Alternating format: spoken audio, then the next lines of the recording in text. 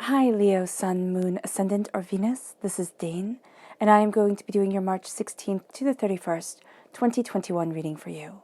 Now I ask if this reading resonates with you, don't forget to give it a thumbs up, and also to subscribe to my channel. And if you would like to be notified whenever I upload new videos, and I upload all the time, just hit the bell notification button. And if you're interested in any of the cards that I'm using, they will be listed and linked in the description box below. Now, before I begin this reading and clear the energy space, once again a reminder not to be scammed by anybody in the comment box pretending to be me offering you a reading. This person is not me, they are a scammer. Do not be scammed. I will not be soliciting you for anything. Now, with that said, let us clear the energy space, raising our own energy vibration and releasing any negativity. So take a nice deep breath in, exhaling whenever it feels comfortable for you.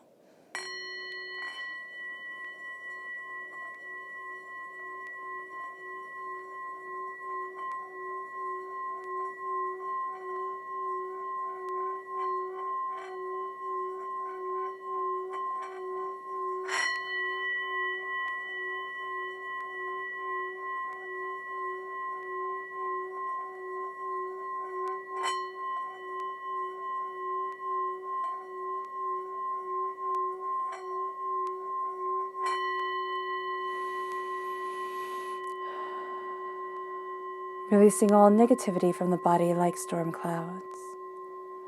Letting yourself feel calm, centered, and at peace as we enter into this safe and loving space. All right.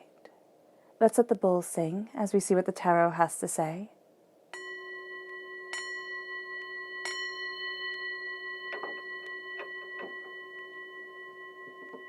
Leo. March 16th to the 31st, 2021, Leo. March 16th to the 31st, 2021, Leo. March 16th to the 31st, 2021, Leo.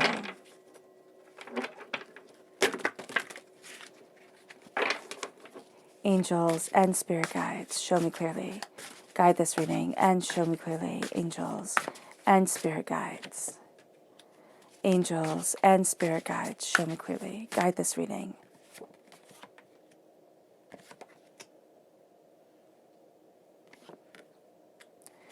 And show me clearly, angels and spirit guides.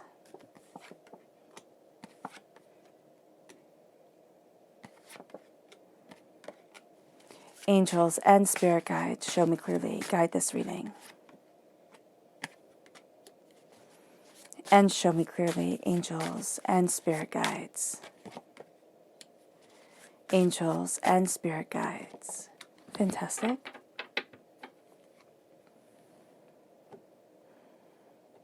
Let's see your chakra energy for this time. Leo.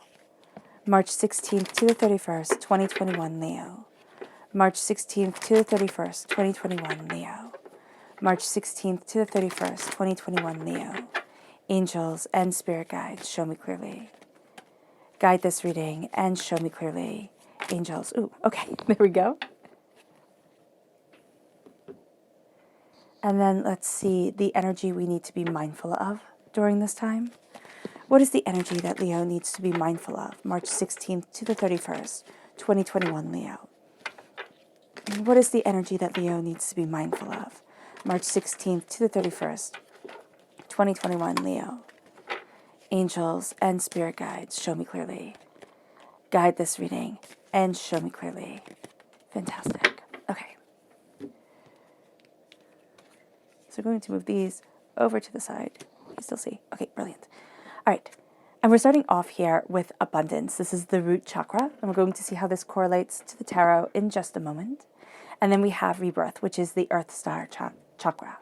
Now we're going to be seeing what the cards have to say. The left-hand side is the inner self. The middle is the heart, the emotional self. The right-hand side, the public arena, the public self. And before we turn these over, just take a moment to admire these beautiful cards. They are made by a Texas artist, so supporting somebody from Texas after everything that they have been through is awesome. And the cards are absolutely beautiful. So I just wanted to give them just a little bit of love and a little bit of attention. They're called the Stolen Child Tarot Deck, and that's linked in the description box below. And they really are quite beautiful. And the Stolen Child is, of course, a Yeats poem. So let's see here. We have Judgment,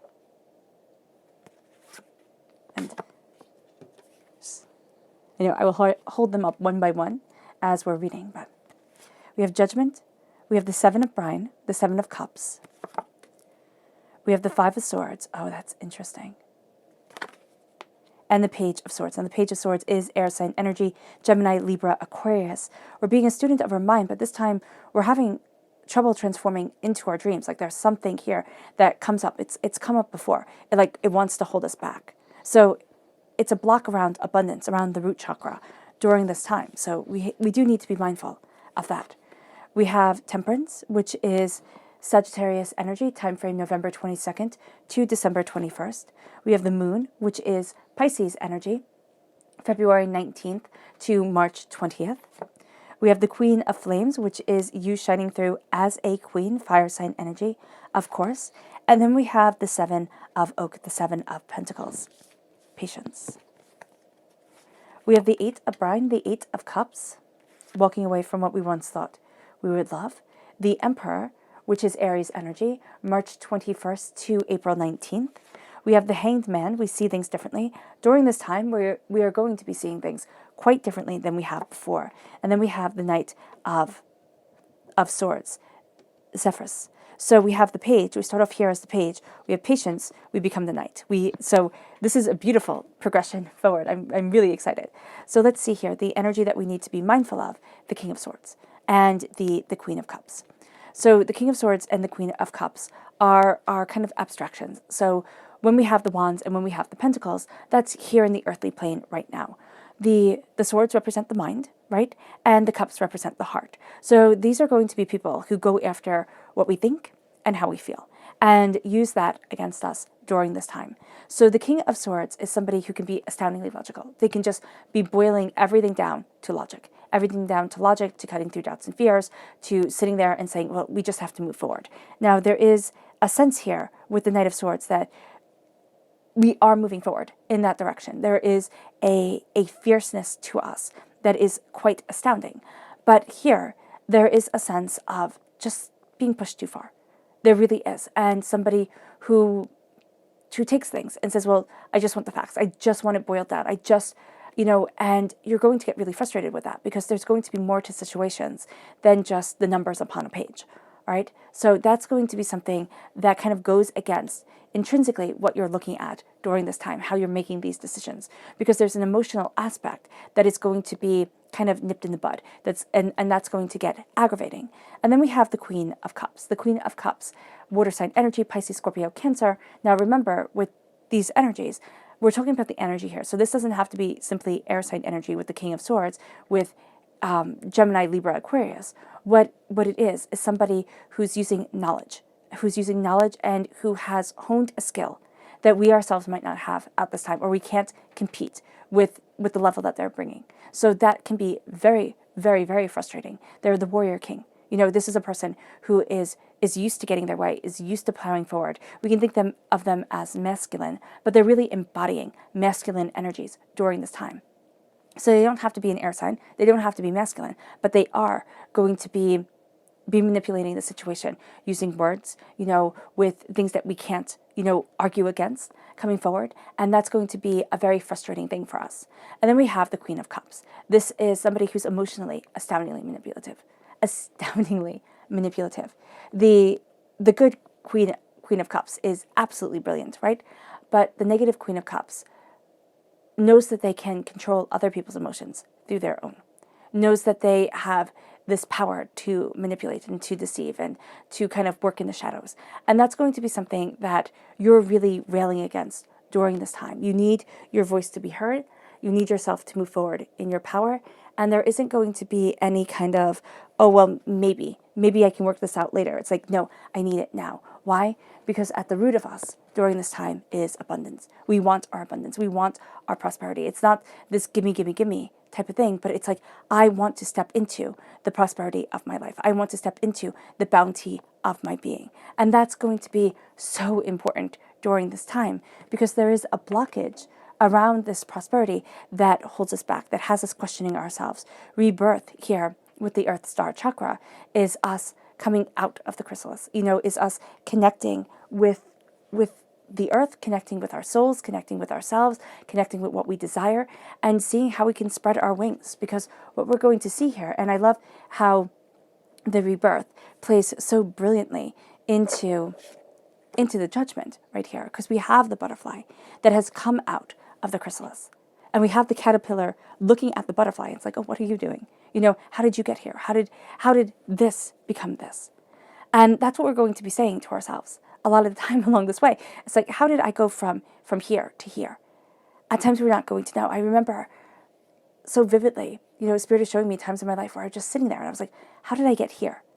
How did this become my reality? How did I move forward this way? And that's what we're going to be asking ourselves. Like, how did I get here? How did this happen? And what are my dreams? And is what I desire? And we're going to be looking at things. And with the Seven of Cups is our dreams. It's our dreams and our hopes and our passions and our power. And it's like, how do I transform? How do I rise out of the box that the world has put me in, that I've put me in, so that I can kind of belong better to where I want to be, to the freedom of expression and self and ideas and circumstances that I need to move me forward. So we have judgment coming in. And we can look at this as the world judges us. The world doesn't judge us. It doesn't. Because, surprising thing, and I just remember what my great-grandmother would say, and my mom says it, right? And my grandma said it. It's like, the world doesn't care as much as we care about ourselves. It just doesn't. And it's harsh and it's mean and it's cruel to say that. But nobody's paying as much attention to us as we are paying to ourselves. So we have here the judgment. We have here this transformation. We have ourselves finding our wings, finding our flight forward, finding the way that we want to move, what it is that we want to desire, a higher elevation. And it comes through connecting with our dreams. It comes through saying, what is it that I want? What is it that I intrinsically, value, want, desire to move myself forward, to embrace more, to find myself rising? And so here, with the Seven of Cups, we're going to find that we kept our dreams relatively safe, right? We try and we fail and we try and we fail if we have this, this kind of adventurous spirit. But if the world has kicked you in the teeth enough, you get the message to keep your dreams safe, to keep yourself safe, to keep things, kind of squared away. And then our dreams become that place that we visit every now and then, that we visit, that we connect with, that we say hi to, as we're living the daily grime of our life. And what this is saying here is, it's like, don't let your dreams be something that you just visit. Bring your dreams forward. Well, that gets combated with the fact that we have the Five of Swords. And the Five of Swords is, remember when you've been kicked in the teeth. Remember when you've had the pain and the suffering and the disappointment and the anger and the upsets, and you've tried this avenue and you're seeing pains that you have already lived through. You're seeing, heartbreaks and disappointments that you've already experienced. And it's like, well, how do I get to where I want to be? Like, how do I combat this to embrace my dreams, to live in wonder and to fly free? And what Spirit is saying here is, during this time, and this is all within our inner self. So there's an inner battle that goes on that has us looking at things quite differently than the way that we want to, because Leo, we want to charge forward. We want to, sit there and kind of like with a battle cry, just charge forward and go after what we want and succeed and achieve. And we can keep on, going and burning and being, burning bright like the fire sign that we are. But what Spirit is saying here is that there's a fear to that. There's a fear because we've done it before, right? And we've gone forward with all the gusto of youth, all the gusto of thinking we have a great idea, and we've been kicked in the teeth, by the feet, right? And here it's being a student. It's being a student of our breath. And I know that sounds so odd to say, but breathing is something that we do, and we don't become mindful of it until it becomes difficult. And then that can be a scary place, right?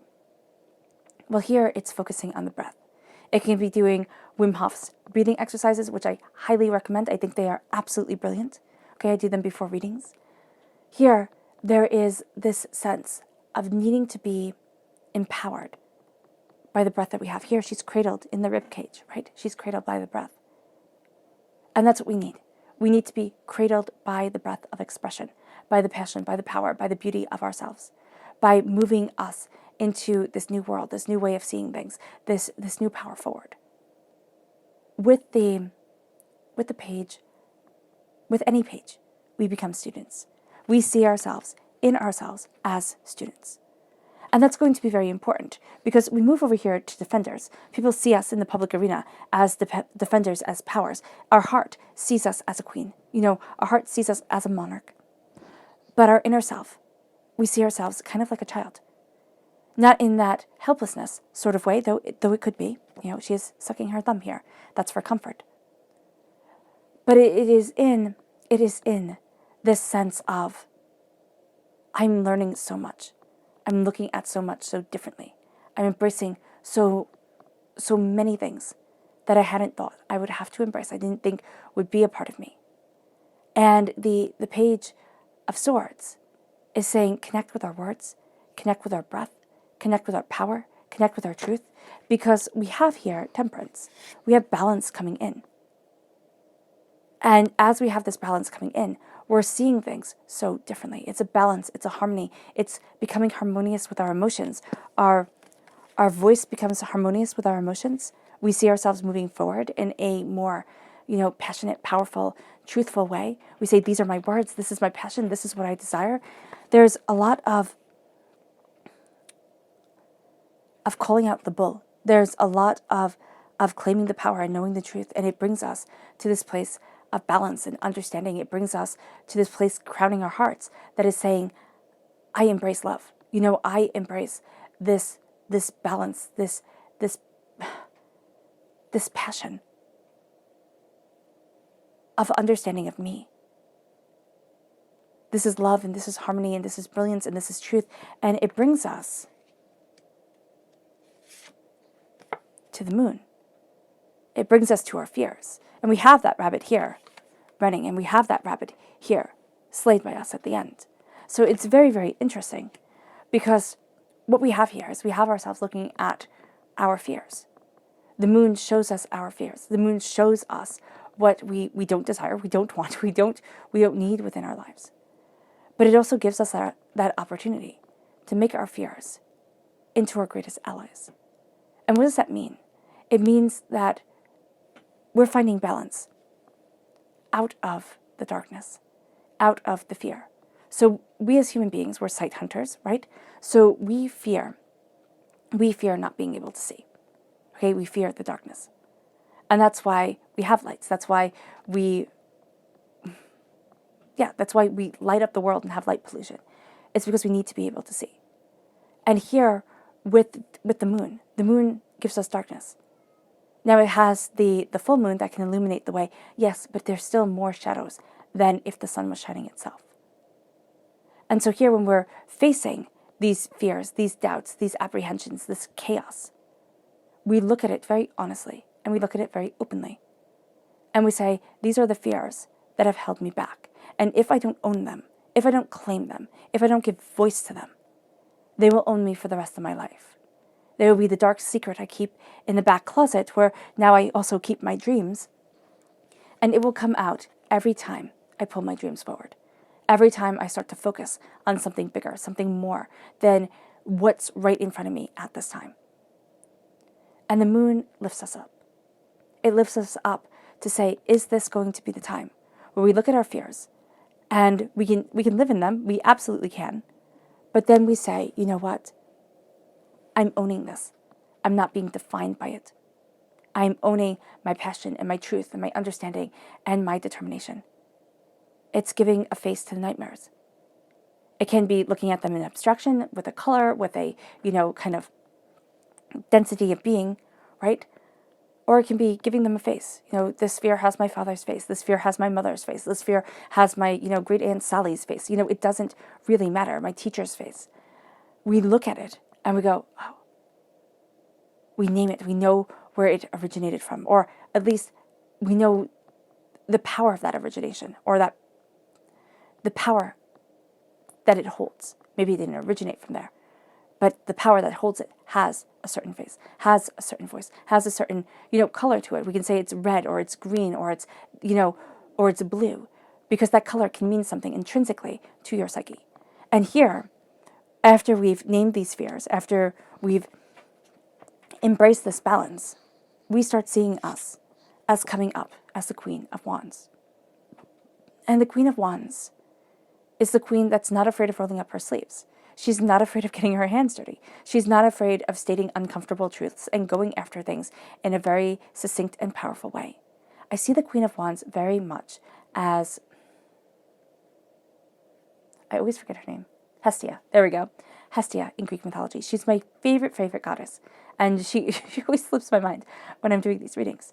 But Hestia, as you know, if you've watched and if you're new here, welcome to the family. But she was the goddess that was supposed to be one of the main Olympians. She was supposed to be on par with, Aphrodite and Athena. She was supposed to be known like that, Hera. She was supposed to be one of those three major goddesses. There were supposed to be four. But there wasn't an equal number of gods and goddesses. So they finished fighting the Titans, right? They won that battle. And now they were going to fight between themselves.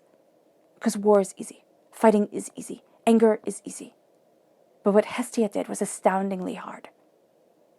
What she said was, no. I'm not willing to have another war start. Another battle start. She said, I will be a lesser goddess. And she became the goddess of the hearth, because she was the goddess of fire. And she was worshipped, not only in every Greek home, but in every Roman home. She was the hearth that the family centered around, that the world centered around. And she gained such power through humility. And that's what we're seeing here. Power through humility. Power through knowing our strengths. Power through saying, you know what? No, I'm not making this into a battle that never ends. I'm embracing my strength and my power and my brilliance and my truth, and I'm being patient because divinity is guiding me towards something more. More than I anticipated, more than I expected, more than I could even have desired at times. And as I embrace this more, I embrace me. And it's saying here, be patient, because the baby grows. Be patient, the heart beats. I was watching YouTube, right? And there was a commercial on it. And I don't know what the commercial was about, but it was very, very good. And the person said, we have 2 billion heartbeats. So each of us are born a billionaire. Here, we have that heart beating. Don't waste the heartbeats in doubt and in fear and in anger and in endless battles. It's time to see the greater truth of what we want and where we're headed. It's time to see the child amidst all the rabbits. The dreams amidst all the fighting. And it's time to embrace what we want, what we're planting, and know that it's in divine timing. Because if we had it all in our timing, human beings, we're not the most patient of people. So we need to have this balance come forward to say, listen, be patient, be in harmony. It will come, and I will guide it to you. It will come, and it will be good. And it will be more than we imagined. And it will be a powerful, brilliant truth leading us forward. It brings us, so here it's trusting in divine timing. It brings us to the 8 of Cups, walking away from what we once thought we would love. It doesn't always work out the way that we had planned. Actually, it seldom works out the way that we had planned. The 8 of Cups is looking at what we desire and what we want and how we change as individuals. We have here this transformation and this balance coming from this transformation. It's kind of like, I've transformed. Now I get to find my footing, my balance, my understanding. And it requires us to walk away from what we once thought we would love. It requires us to redefine our goals and our truths and what we desire and where it is that we want to be. And it brings us then to a place of power. Because by walking away, by saying, I end this, I'm not going to do this. I'm not going to be like this. I'm going to move forward in my power, in my truth. It brings us to the Emperor. It brings us to this place of purposeful understanding. It brings us to this place of guardianship. All right, we have the polar bear guarding the baby bear. Well, if this is a father bear, that's astoundingly rare, right? Papa bears don't stay around baby bears because they eat them. That's just part of the wild. So here, there is a sense of the nature of destruction becoming the nature of perfection or protection. And what we do is, as we move forward in that nature of perfect protection, right, is to claim our strength, is to understand our determination, to look at our purpose in a new and passionate way. And it opens up the door and it brings us to this sense of seeing things quite differently than before. Why? Because we're claiming a throne. Because we're saying, you know what, I get to rule my life. I get to have the power to look at my destiny, to look at what I want, to look at what I need, and know that there is more here than I could ever have realized. And the hangman, the seeing things differently, okay? As we connect with the earth, as we connect with our rooted self, it gives us such a different perspective. And other people might be saying A, B, or C, right? But we're looking at things and we're seeing something so different that we might think we're wrong. Now, unless it's delusional, we're not wrong. We're just seeing the situation through different eyes. Not wrong eyes, again, unless it's delusion, but through different eyes. And you might say, well, how do you know the difference between delusion and reality? Well, for some, it's very hard, and that's when we need professional guidance, right? But for others, it's like, would I do this differently? Could I do this differently? Could I live with myself if this wasn't the path I was choosing? If the answer is no, if the answer is no, this has intrinsic worth, and I'm, comparing it to the ways I want to move forward and the different branches that I'm embracing within my life, and it's out of responsibility and it's out of, a sense of purpose and dedication, then we have a pretty good bet that we're coming from a good place. The hangman sees things differently than others, not wrongly, just simply differently. And one should not be, throughout history, have been, and even today, persecuted for different beliefs. But we should be able to stand in the way that we see things. And this is saying, stand in what you're seeing. Stand in the truth that is guiding you. Because it is exquisite, and it is quite different than what you had imagined. And because you're seeing things differently, you become the knight of swords. You become the knight that kills the fear. That says, no more. No more am I being ruled by terror, by doubt, by apprehension. I am moving forward to something greater than what I imagined, to something greater than what I had seen before. And the Knight of Swords, I always see the Knight of Swords, and it's so funny to say, but the Knight of Swords is always to me Prince Charming in Sleeping Beauty. He could also be the knight, the person in the Night Circus, which is one of my absolute favorite books. But, he comes in, he slays the dragon.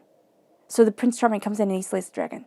So that can be seen allegorically as us coming in as the action, okay, the sacred masculine that we are embodying at that time, to slay what is keeping us from our prosperity, from our bounty, from what we hoard away, the treasures that we hoard away. And this is important because we're hoarding away the treasures here as we are transforming, and we're trying to find ourselves to be able to embrace our dreams, to be able to move forward in this truth. And the Knight of Swords is like, we need to slay that dragon. What hoards away our gold, our maidens that, terrorizes our cities. Why do we have dragons do that? Because they're taking what we valued most as people and saying, no, you can't have it. It's mine. And what's worse, you can never obtain it. So we slay that dragon, and then we cut through the brambles, right? We cut through the thorns that are keeping us from entering into the palace. That's the poison of the beautiful world. We cut through that poison because always in life, no matter how joyous the occasion, there'll be a little bit of poison here and there that we can find, especially if we look for it. So we're slaying through, we're cutting through that poison. We're elevating ourselves. In the tower, we're rising to awaken the sacred feminine, to awaken the other half of us that has been asleep for too long, because we didn't think we could be vulnerable, because we thought that it wasn't necessary, because our world might not have valued it as much as we valued the sacred masculine. And here we awaken both, and we find the powerhouse that we can be, all because we were brave enough to fight. We were brave enough to embrace the truth of the battle that we have within ourselves. The Knight of Swords can also be astoundingly impetuous, so be mindful. Be mindful of just running forward. Let's look at what the spirit animal message is. Leo, March 16th to the 31st, 2021, Leo. March 16th to the 31st, 2021, Leo. Angels and spirit guides, show me clearly. Guide this reading and show me clearly. Angels and spirit guides. Angels and spirit guides. Fantastic. So we have here the lizard spirit. It says, dream the world into being. It is time to look at our dreams, to look at what we desire, and dream the impossible dreams that become part of our glorious reality. Dream the world into being. It's hard. It's terrifying. We fail at it more often than we don't. But if we continue to believe and grow and evolve, we can dream our world into being in an astounding way. It might not happen, and it will not happen actually, because we have the Seven of Oak in the time frame that we think it should. But it will happen divinely in the exact right moment. And then we have the Canary Spirit. Sing your own song. Sing your song. Sing your truth. Embrace what it is that you desire. And let that be the music that you live your life to. The subconscious chakra message for this time is listening, the throat chakra. It's time to not only listen to the world around us, to those around us, but it's time to listen to ourselves. What is it that we truly want? Where is it that we truly want to be? How can we turn abstractions into finite realities? How can we break things down into bite-sized pieces to move us forward? Listen, and you'll be surprised at what you hear. You'll be surprised at how spirit guides us. It brings us to our subconscious spirit animal message, which is the dove spirit. Be peace. Be that calm, resonant peace that we so need within this world. And let that peace be our guidance forward. The subconscious person message is the Prince of Cups. The Prince of Cups is holding what we love, defending what we love, and slowly and steadily moving forward to more than we imagined, to a life that has heart, truth, and passion to it. Our subconscious tarot message is the High Priestess. We're seeing beyond the veil here. We're seeing a deeper truth. We're also seeing what has been hidden away from us. We can look clearly and see other people for who they truly are. And we can see ourselves for what we truly want. And that is extraordinary.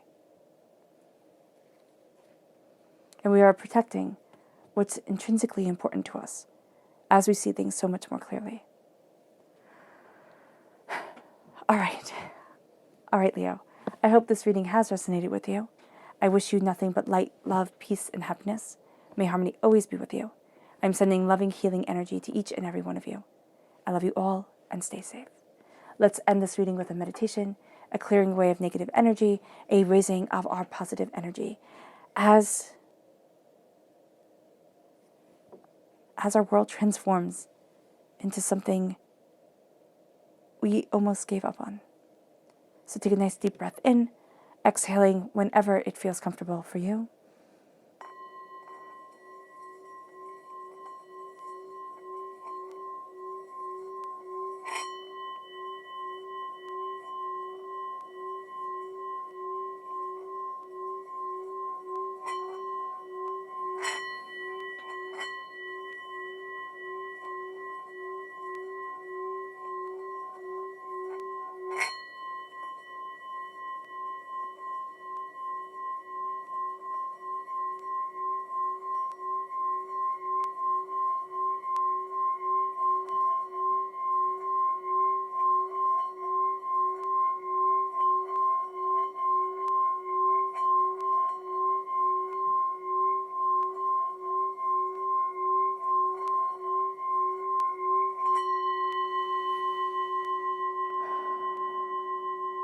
May you move forward in peace and in harmony, Leo.